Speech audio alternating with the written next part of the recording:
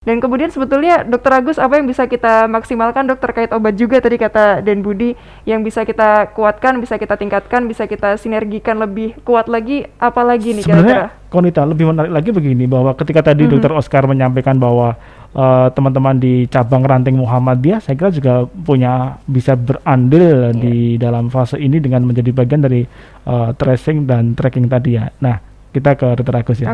Monggo Dr. Agus.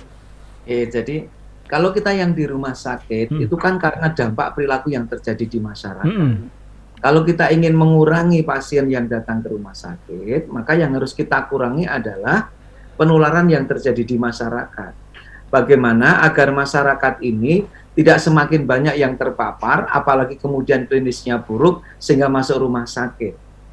Nah, menarik ini Bapak, para pemirsa TV-mu, Mas Budi, Mbak Konita, kenapa di Inggris kemarin orang sudah nonton sepak bola sedemikian final ya Dok ya, yang datang seperti itu. Ketika kita mengikuti webinar Zoom dengan teman dokter di Inggris, ini memang Inggris sudah memiliki data lebih dari 80% cakupan vaksinasinya.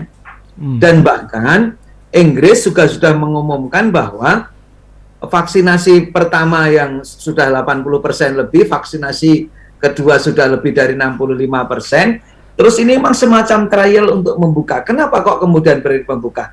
Kami tanya, apakah Inggris tidak ada penambahan ketika acara olahraga seperti itu?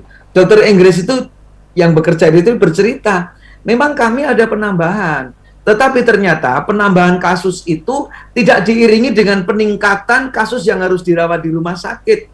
Angka kematiannya juga tidak meningkat. Jadi angka yang dirawat ke rumah sakit tidak meningkat, angka kematiannya juga tidak meningkat.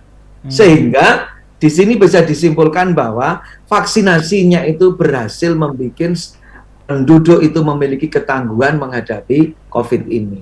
Sehingga ketika terpapar, itu tidak memiliki klinis yang berat. Di masyarakat kita saat ini kenapa sulit, padahal ini menjadi kunci. Kalau masyarakat masih tidak bisa ditata, rumah sakit akan seperti ini terus. Apalagi sekarang masih diproduk itu video-video informasi sesat tentang vaksin. Dan yang aneh masyarakat kita ini kadang lebih mempercayai informasi yang tidak jelas sumbernya dibanding mempercayai sumber yang jelas keilmuan dan kapasitas kompetensi yang dimiliki oleh narasumber itu.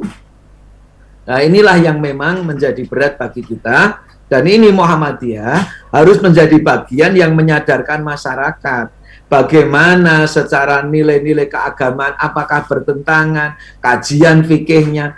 Kalau itu bisa dijelaskan kepada masyarakat. Kadang kita sampai bilang, dulu Bapak Ibu mau haji, mau umroh, disuruh vaksin nggak pernah alergi, nggak pernah vaksin. Kenapa sekarang kok seolah-olah takut dengan istilah vaksinasi begitu COVID?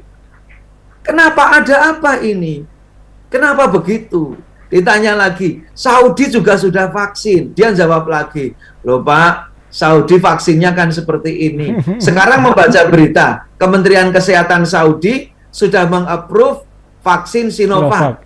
Terus mau alasan apa lagi?